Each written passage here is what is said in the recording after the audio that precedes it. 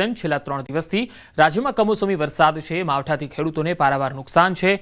મહેસાણા જિલ્લામાં અને કડીમાં પણ વરસાદ પડ્યો। ખેડૂતોને નુકસાન અંગે સીએમએ સર્વેની સૂચનાઓ આપી દીધી છે। કડીમાં પણ ખેડૂતને નુકસાન થયું છે। સીએમ અને કૃષિ મંત્રીને નીતિન પટેલ દ્વારા રજૂઆત કરવામાં આવી। કડીમાં ઝડપી સર્વે કરાવી સહાય કરી ખેડૂતોને મદદરૂપ થવા વિનંતી કરી। ખેડૂતોને જે મોટું નુકસાન થયું છે એની સર્વેની કામગીરી આમ તો મુખ્યમંત્રી શ્રી ભૂપેન્દ્રભાઈની સૂચનાથી કૃષિ મંત્રી શ્રી જીતુભાઈ વાઘાણીએ શરૂ કરાવી દીધી છે।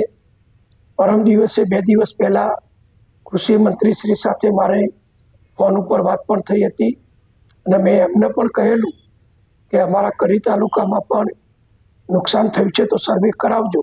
પણ એ વખતે પરમ દિવસે આટલું બધું નુકસાન નહોતું, છૂટું છવાયું નુકસાન હતું। પણ ગઈકાલે ને પરમ દિવસે સાંજે જે મોટો વરસાદ પડ્યો, ભારે વરસાદ થયો, એના કારણે ખૂબ મોટું નુકસાન। સાબરકાંઠા જિલ્લામાં કમોસમી વરસાદને કારણે ખેડૂતોને ભારે નુકસાન થયું છે। ખેડૂતોએ ડાંગર, સોયાબીન, મગફળી સહિત શાકભાજીનું વાવેતર કર્યું હતું, પરંતુ જિલ્લામાં પડેલા કમોસમી વરસાદને કારણે તૈયાર પાક પર પાણી ફરી વળ્યા, જેના કારણે ખેડૂતોની હાલત કફોડી બની। સરકાર પાસે ખેડૂતો વહેલી તકે મદદની માંગ કરી રહ્યા છે। હવે વરસાદના લીધે ડોગર ફેલ થઈ ગઈ, મફળી ફેલ થઈ ગઈ, ગોટે પલળી ગયો, ડોગરના પૂરા પલળી ગયા, બધું ફેલ થઈ ગયું છે। હાથમાં કોઈ આવે એવું લાગતું નથી અને જો કદાચ હાથમાં આવે તો માર્કેટમાં લઈને જઈએ તો સ્વાભાવિક છે કે વેપારીનો ભાવ આપવાનો નથી।